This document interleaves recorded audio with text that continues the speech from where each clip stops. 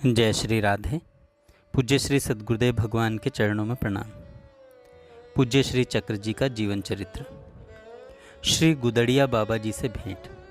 हरिद्वार में ही ज्ञात हुआ श्री गुदड़िया बाबा के बारे में, जो प्रायः हरिद्वार से हापुड़ या खुर्जा तक घूमते रहते थे। सुदर्शन जी उनके दर्शन करने गए। उस समय गुदड़िया बाबा एक गूदड़ी ओढ़े फुटपाथ पर कोहनी के बल अध लेटे हो कंकड़ों से खेल रहे थे। वे सर्दी गर्मी तेज बारिश में भी किसी मंदिर या मकान में नहीं जाते थे। बिना मांगे जो मिल जाए आकाश वृत्ति से उसी में अपना जीवन निर्वाह करते थे। सड़क के किनारे एक और पड़े रहते थे। प्रायः इनको बच्चे घेरे रहते थे। बाबा भी बच्चों को अंगूर किशमिश आदि बांटा करते थे। वे आकाश की ओर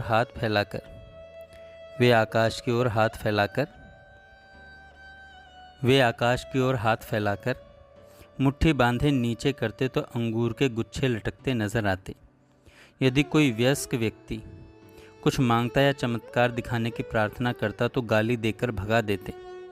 कभी चलते समय स्वेच्छा से अपनी गूदड़ी किसी साथ चलने वाले को दे देते तो उसकी मनोकामनाएं पूरी हो जाती। यदि कोई आग्रह करके मांगता, बाबा हमें दे दीजिए, हम उठाकर चलते हैं, कहने पर सहज तो बाबा देते नहीं थे। कोई विशेष आग्रह करता तो दे देते। तब वह गुदड़ी इतनी भारी हो जाती कि गुदड़ी लेकर 8-10 पग चलना भी भारी हो जाता और विवश होकर वह बाबा को गुदड़ी वापस कर देता। सुदर्शन जी बाबा के समीप पहुँचे और प्रणाम करके बैठ गए। बाबा उनकी ओर देखें, कंकड़ों से खेलते हुए ही हंसकर बोले, अरे आ गया तू। सुदर्शन जी ने बिना कुछ कहे हाथ जोड़ दिए। कुछ खाएगा, कहते हुए उन्होंने हाथ उठाया आकाश की ओर और बंधी मुट्ठी उनकी ओर बढ़ाकर हाथ खोलते हुए कहा, ले खा ले, यह खाने योग्य है भी। सुदर्शन जी ने प्रश्न करते हुए देखा कि बाबा की मुट्ठी में कच्चे पिस्ते थे। बहुत प्रसन्न होकर हंसते हुए बोले, लड़के आज पहली बार तूने विवेकी की बात कही है, अन्यथा तो लोग सहज रूप से खा जाते हैं। यह बात तो किसी ने नहीं कही, परंतु ये चोरी के नहीं जंगल के हैं, तू खा सकता है। पिस्ता के बाद उन्होंने किशमिश भी दी जिसमें पत्ते कूड़ा भी मिला था। सुदर्शन जी ने कहा, बाबा मैं तो संकीर्तन पत्रिका के पाठकों के लिए आपका संदेश लेने आया हूँ। आप अपने अनुभव की अथवा साधन संबंधी कोई बात बता दीजिए। तनिक गंभीर होकर बाबा बोले, बेटे अभी तो बालक हैं।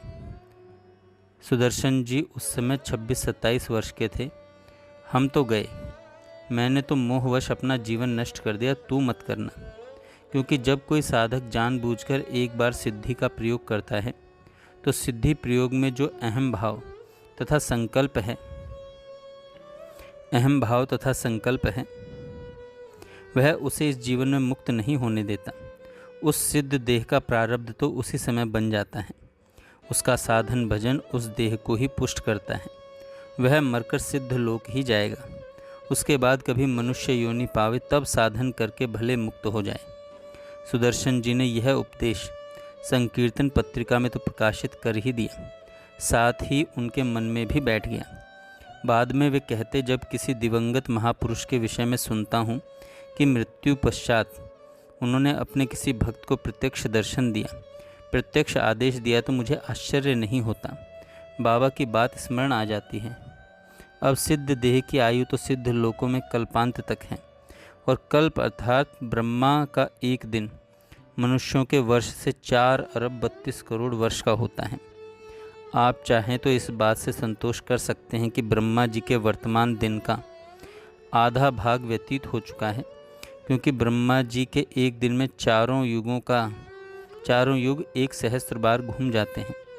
उसमें से 27 चतुर्युगी बीत चुकी हैं। 28वीं चतुर्युगी का यह अंतिम युग कलयुग चल रहा है। लेकिन सिद्धि का प्रयोग करके सिद्ध लोक में रहना पड़ेगा, और ब्रह्मा जी की रात्रि भी उतनी ही बड़ी होती है जितना दिन। अतः ब्रह्मा जी के शेष अंश दिन रात्रि व्यतीत होने पर अगले कल्प में मनुष्य जन्म होना संभव है। अब हमको समझ में आया कि तात बाहर से इतने रूखे क्यों रहते थे। क्यों अपने समीप भीड़ नहीं जुटने देते थे? क्यों इतने कम बोलते थे? क्यों वे प्रशंसकों को उसकी बात के बीच में रोककर कह देते, तुम श्री कृष्ण जन्म स्थान आए हो तो केशव देव जी के मंदिर में चले जाओ। उसे बड़े बड़े स्तोत्रों द्वारा की गई अपनी स्तुति सुनने की आदत है। मुझे तो बड़ी ऊब होती है। मथुरा में श्री कृष्ण जन्म स्थान पर एक बार उनके श्री मुख से गुदड़िया वाले बाबा का प्रसंग सुनने के पश्चात मैंने पूछा, तात आपने बाबा से यह क्यों कहा कि ये खाने योग्य है भी? तब उन्होंने कहा, बेटी, आज जगत में कोई भी वस्तु अथवा स्थान स्वामित्व शून्य नहीं है। बाबा जो आकाश में हाथ उठाकर अपनी सिद्धि के बल पर कोई वस्तु मुट्ठी में बंद करके लाते हैं, वह कहाँ से आएगी? आएगी तो सृष्टि में से ही ना, किसी बगीचे, किसी गोदाम अथवा किसी दुकान या घर से। इन स्थानों का कोई ना कोई तो स्वामी होगा ना। अब स्वामी के बिना पूछे उसकी वस्तु लेकर किसी और को दे देना चोरी नहीं है। बाबा मेरी बात समझ गए थे, इसी से हंसकर सिद्धि का प्रयोग करने से मना किया था। काश आज मानव यह बात समझ पाता। जय श्री राधे।